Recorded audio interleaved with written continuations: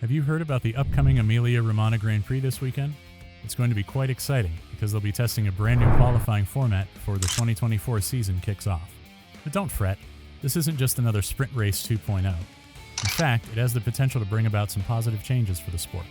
As Formula One strives to achieve financial and environmental stability, they are now focusing on reducing the number of tires used during a Grand Prix weekend. It's an area that requires attention, and they're determined to make improvements.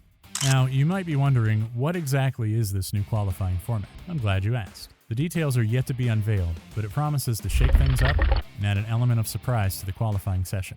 It's always interesting to see how the drivers adapt to these changes and what strategies they employ. Qualifying in Formula One is often considered the highlight of the weekend for many fans. It's the session where drivers can showcase their skills and surprises can happen. A driver can deliver an incredible lap and surpass expectations, or they can struggle and get knocked out earlier than anticipated. Over the course of a full race, the performance of the car becomes more apparent, and drivers tend to finish where they are expected to based on their pace. However, during qualifying, anything can happen in just one lap. That's why any potential changes to the qualifying format can be a cause for concern among fans. The new format being experimented with aims to address the issue of reducing the number of tires brought to the Grand Prix weekends, particularly with 2 races added to the calendar year. In this new format, the number of tire sets available to each driver for the weekend will be reduced from 13 to 11. Additionally, there will be a different approach to tire selection in the qualifying sessions. Currently, drivers have the freedom to choose which tires they use in the 3 segments of qualifying. However, in these experimental events, the compounds will be mandated. Drivers will be required to use hard tires in Q1, mediums in Q2, and softs in Q3. If any session is declared wet, the tire choice will become free, allowing drivers to select the appropriate tires. Under this experiment, drivers will have access to 3 sets of hard tires, 4 sets of mediums, and 4 sets of softs for the entire weekend. This means they will have 6 sets of tires available specifically for qualifying, leaving 5 sets to manage between practice sessions and the race. The aim behind this new format is to find balance between reducing the number of tires used over a weekend while still providing drivers with enough flexibility for their performance. It will be interesting to see how the drivers adapt to this change and how it impacts qualifying sessions. The fans' concerns are understandable since qualifying holds a special place in the hearts of many, but this experiment could lead to positive changes in the sport. The second trial of the new qualifying format is expected to occur around the time of the summer break in Formula One. This timing allows Pirelli and the teams to analyze the results and determine if the experiments have been successful.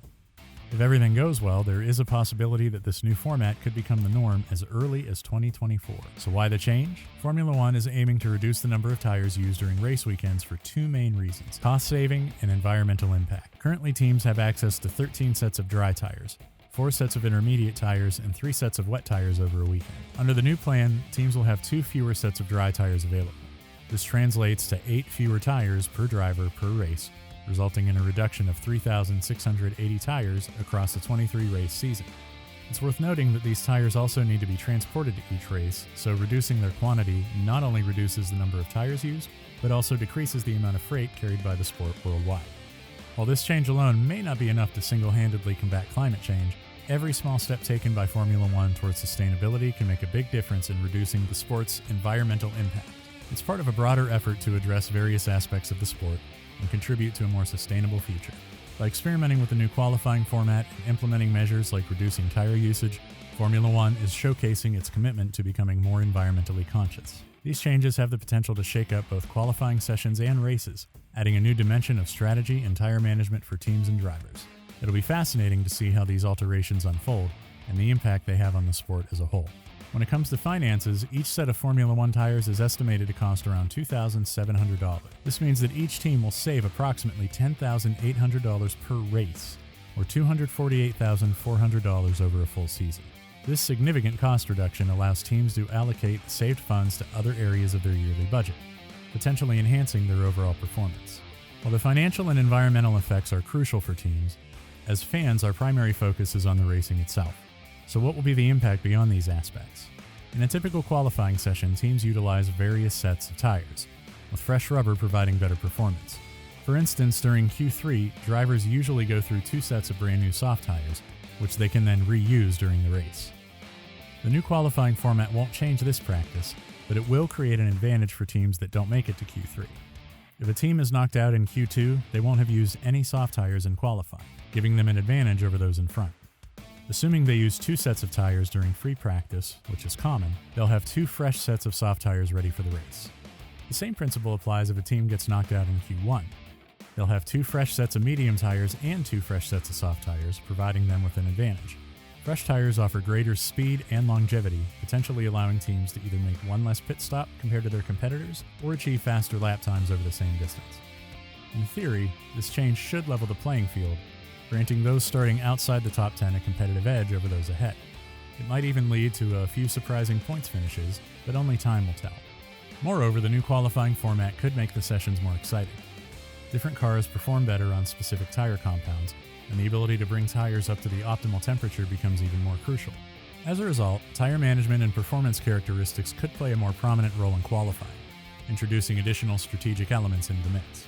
If it takes a couple of laps for the hard tires to reach their optimal performance, drivers using them in qualifying may struggle to put in a fast lap right from the start.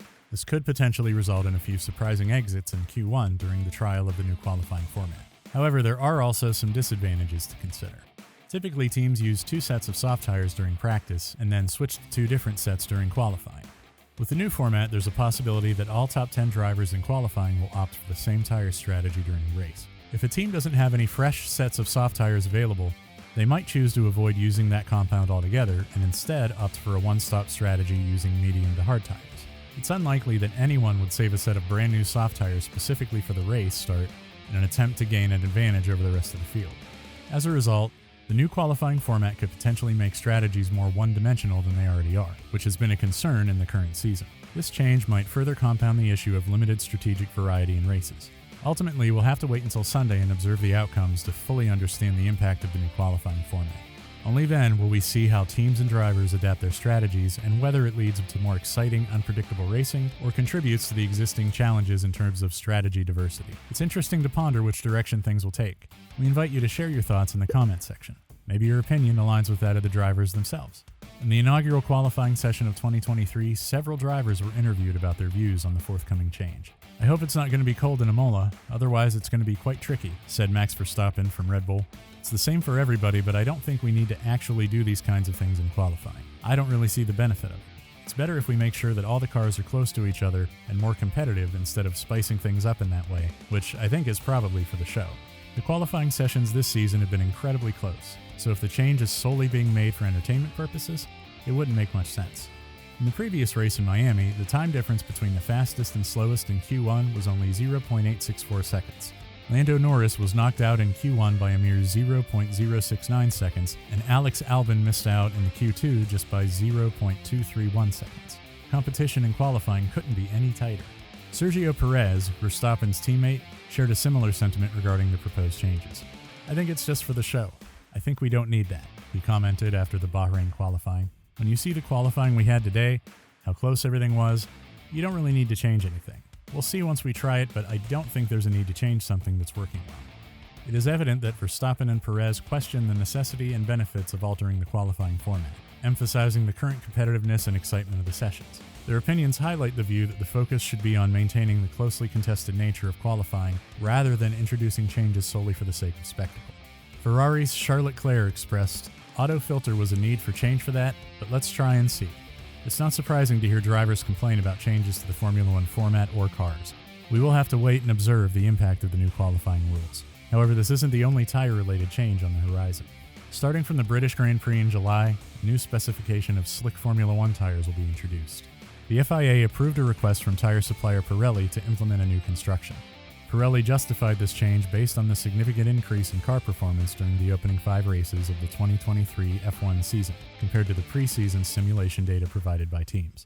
Pirelli's head of motorsport, Mario Isola, pointed to the difference in pole laps between 2022 and 2023, where Sergio Perez's time in Miami was almost 2 seconds faster than the previous year. The new tire specification, which incorporates materials originally planned for 2024, will be available for teams to test during the practice sessions of the Spanish Grand Prix in June. The full introduction of the new tires will take place at Silverstone the following month. Pirelli aims to enhance tire durability with this new compound. While Pirelli desires this change, doubts remain about its impact on racing. Teams are already leaning towards one-stop strategies due to the minimal performance loss of the current tires. The alteration may further restrict strategic options, which is undesirable for everyone involved. What are your thoughts on the changes to the qualifying format? Are you excited, or do you perceive it as the FIA tinkering with the sport again? Feel free to share your opinion in the comments. Until then, drive safe and goodbye for now.